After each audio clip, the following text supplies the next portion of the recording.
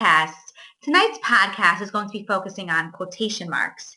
The reason I chose to do this for the podcast is because for your book report, Tuck Everlasting, you need to include a quotation in the formal paragraph. Therefore, I wanted to spend time tonight explaining to you how you basically quote from a text. And the real test that I know that you understand this podcast is that if you incorporate your quotes correctly into your formal paragraph. I would definitely recommend you looking back at this podcast, in about 2-3 weeks, more like 2 weeks, when you're up to the formal paragraph in your book report.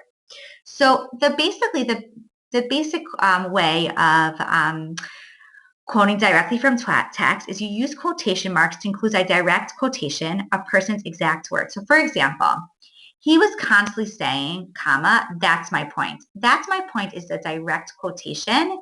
So therefore I surrounded it by quotation marks. We are the champs, the crowd chanted, okay? The direct quotation is we are the champs, therefore it's surrounded by quotation marks. And so something to keep in mind, let's say the whole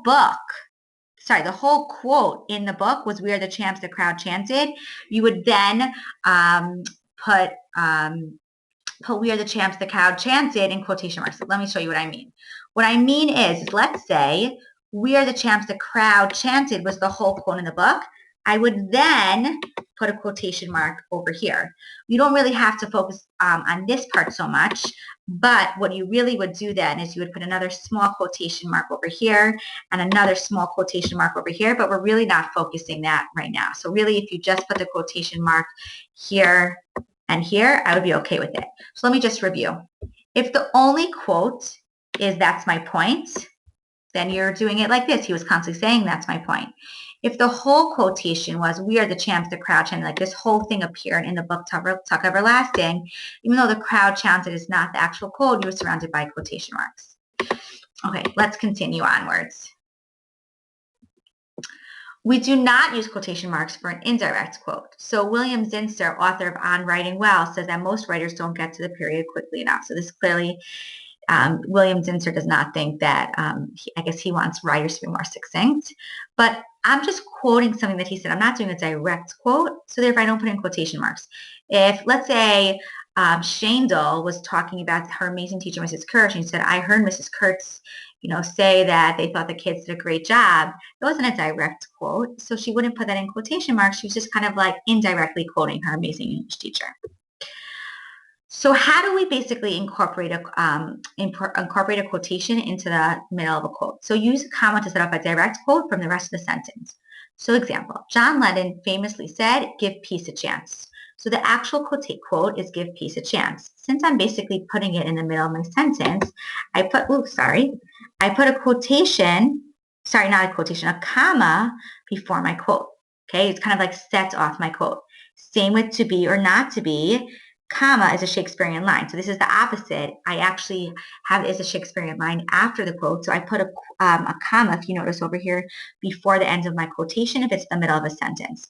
So basically, if your quotation is not the whole entire sentence, you put either a comma before it, or after it, if you're continuing the sentence. A comma, period, question mark, or exclamation point is placed inside the closing quotation marks. Hint, P before Q, punctuation before quotation mark. So Patrick Henry said, give me liberty or give me death. So in this situation, we put the exclamation point before the comma. Did he mean that? Asked Raymond. So question mark is before the quotation, asked Raymond. So you will notice here that there's two quotation marks. There's two punctuation marks. There's a question mark over here and Raymond over here because asked Raymond is basically the whole entire sentence. Did he mean that applies to the actual quote? I totally understand if this may be a little bit confusing for you. This is definitely something that we're going to be going over, but I just wanted to give you like some overview so you understand that, first of all, you need quotation marks whenever you're quoting. You put a comma to offset the quotation, and then you do put punctuation inside the quotation mark. We will be going over this, but definitely feel free to review the slides if you want to make it clear.